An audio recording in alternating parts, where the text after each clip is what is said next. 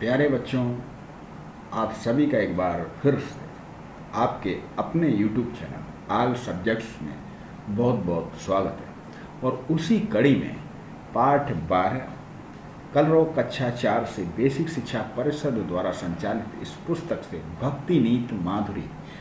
तो प्यारे बच्चों, इसमें कबीर दास और उसके बाद रहीम दास के कुछ दोहे दिए गए।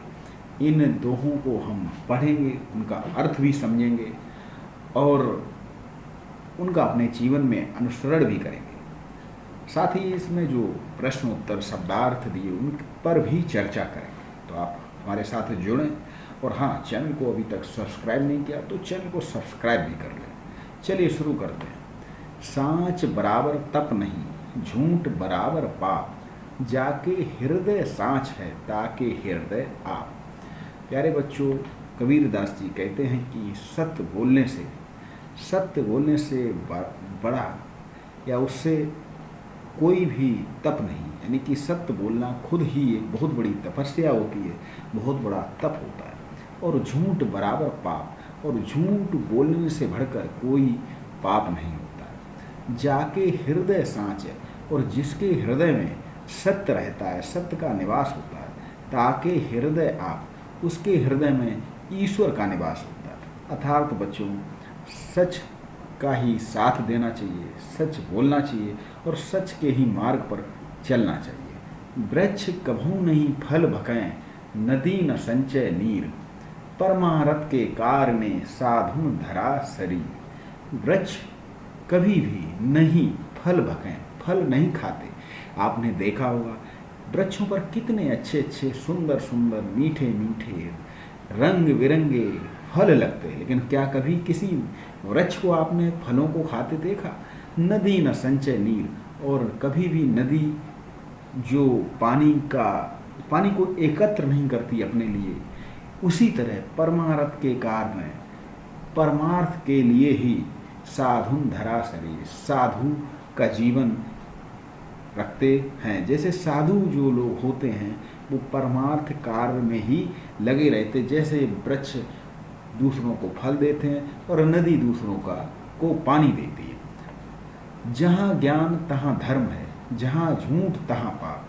कबीर दास जी कहते हैं कि जहाँ पर ज्ञान है, जहाँ पर शिक्षा है, इसीलिए तो कहा जाता है कि सब पढ़ें सब बढ़ें, क्योंकि शिक्षित व्यक्ति अपने में मजबूत होता है, एक राष्ट्र की संपदा होती है। इसीलिए जहाँ ज्ञान तहाँ धर्म है, जहाँ झूठ तहाँ पाप। और जहाँ लोग अशिक्षित हैं या फिर जहाँ पर लोग झूठ बोलते हैं, वहाँ पर पाप हो ही जाता है या वहाँ पाप का निवास होता है। जहाँ लोभ तहाँ काल है, और कहा गया कि लालच एक बुरी बला होती है, या जहाँ पर लोभ जो है व्यक्ति को काल के गाल में या मृत्यु की ओर ले जाती है। जहाँ लोभ तहाँ काल, इसलिए लोभ नहीं करना चाहिए। कभी हम लालच बस कुछ ऐसा कर जाते हैं कि कभी कभी आपने देखा होगा कि छोटे बच्चों को लोग किसी अच्छी चीज़, खाने पीने की चीज़ का लोभ देते हैं, लालच देते हैं और उनका किडनैप कर लेते हैं। उसी तरह कुछ लोगों को लोभ देते हैं और उन्हें अपनी गलत संगत में ले जाते हैं और उनको फंसा देते हैं। तो जहाँ लोभ, हमें लोभ नहीं करना चाहिए। जहाँ लोभ तहाँ काल है, और जहाँ क्षमा तहाँ आप। और जहाँ पर क्षमा बहुत बड़ा गुण है। एक आपने सुना होगा कि क्षमा बड़न को चाहिए, छोटन को उत्पात, और क्या विष्णु का घट गया जो भृग ने मारी लात।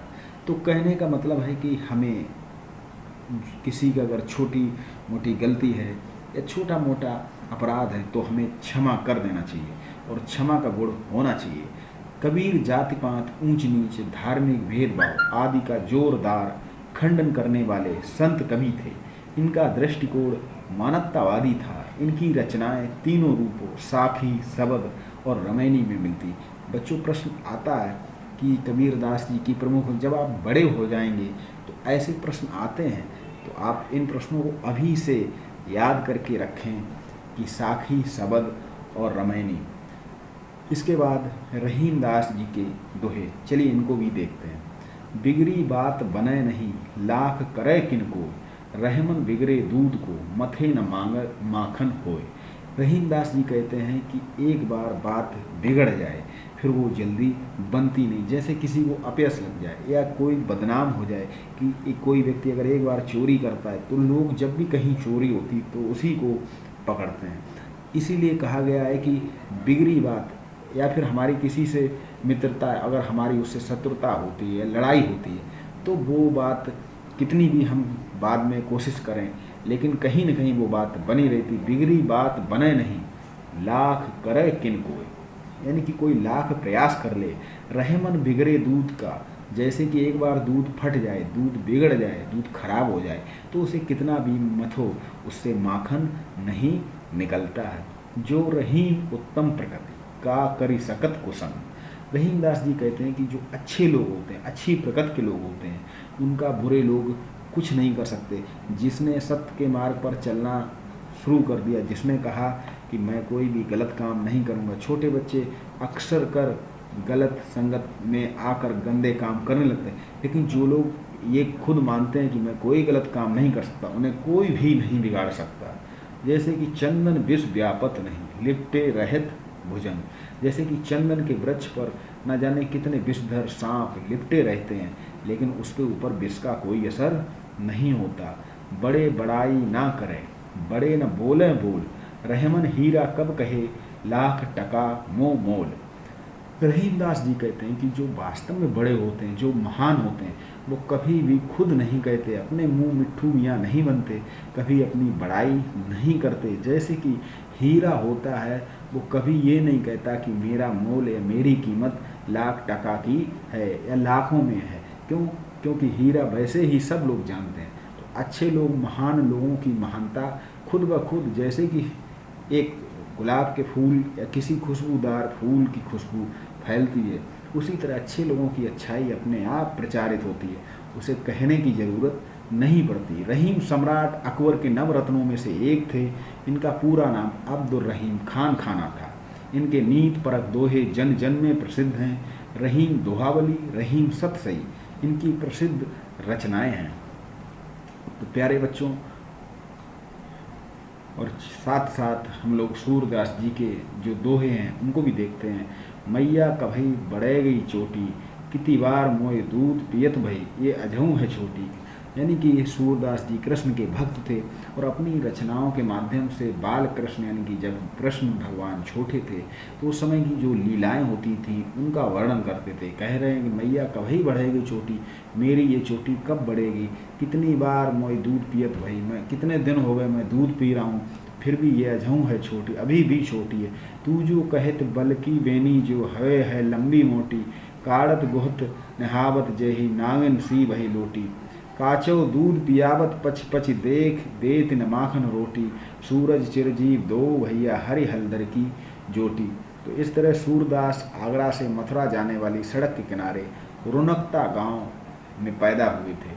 इन्होंने कृष्ण की लीलाओं का बड़ा सुंदर वर्णन किया। ये कृष्ण भक्त कवियों में सर्वोपरि हैं। सूर सागर इनका प्रसिद्ध महाकाव्य।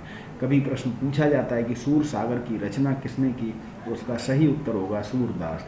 हृदय हृदय सच्चाई एकत्र करना, कुसंग बुरी संगत, बल की बेनी बलदाऊ की चोटी, गोहत गोहना या चोटी करना, कांची कच्चा भुजंग सर्प, भकय खाता है चिरंजीवी दीर्घायु, जोटी जोड़ी काड़त बाल झाड़ना, वही जमीन पच पच बार बार विष जहर।